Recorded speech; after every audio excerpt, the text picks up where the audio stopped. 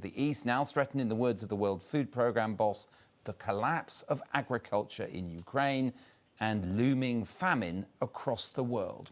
Here's Ben Chu. Blockaded by the Russian Navy, the Ukrainian port of Odessa. Bombarded too.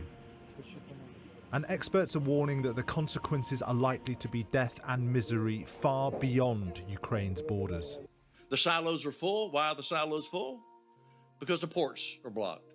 The director of the World Food Programme, David Beasley, told the US Congress today that as a result of the blockade, more than 40 million people around the world are marching towards starvation. If the ports aren't open, the global ripple effect will be famines around the world. Here's why. In 2020, Ukraine exported $4.6 billion of wheat, making it the 5th largest wheat exporter in the world. It's also the largest exporter of sunflower oil. It's a crucial node of global food production, helping to feed an estimated 400 million people around the world. World food prices, which were already shooting up this year in the wake of the pandemic reopenings, have hit new record highs since the Russian invasion. But which countries, which people are at risk? Where does Ukrainian wheat go? The main destination of wheat exports from Ukraine in 2020 were Egypt, Indonesia, Pakistan, Bangladesh and Lebanon.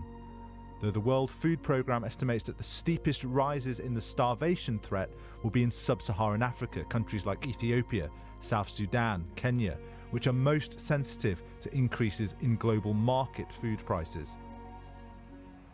And this crisis is only likely to get worse. The Ukrainian government says its farmers have sown about a quarter less spring crops than a year earlier.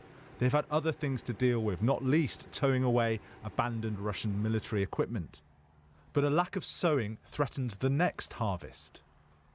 Global food prices matter, and not only for humanitarian reasons, but for global stability reasons too. The last time prices spiked anything like this was in 2011, which some contend contributed to the Arab Spring uprisings, which in turn led to the Syrian civil war and the wave of refugees into Europe in 2015, which was so politically destabilizing. So arguably, it's even in the West's very narrowly defined self-interest to prevent this crisis escalating any further. But are we capable of learning the lessons of even recent history?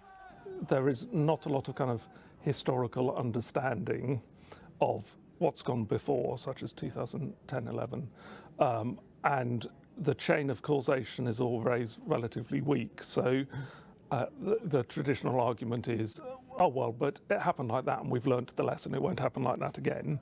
But I think, you know, part of the issue is that we are not, in terms of a society and the governance of our society, we are not good at seeing the risk and acting before that risk happens.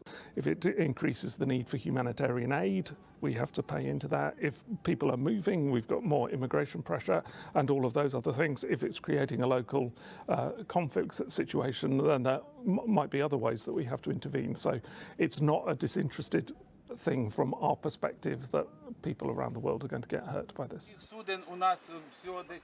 Nevertheless, Charles Michel, the president of the European Council, on a visit to Odessa on Monday, called for a global response to break the blockade and allow wheat and other food products to flow.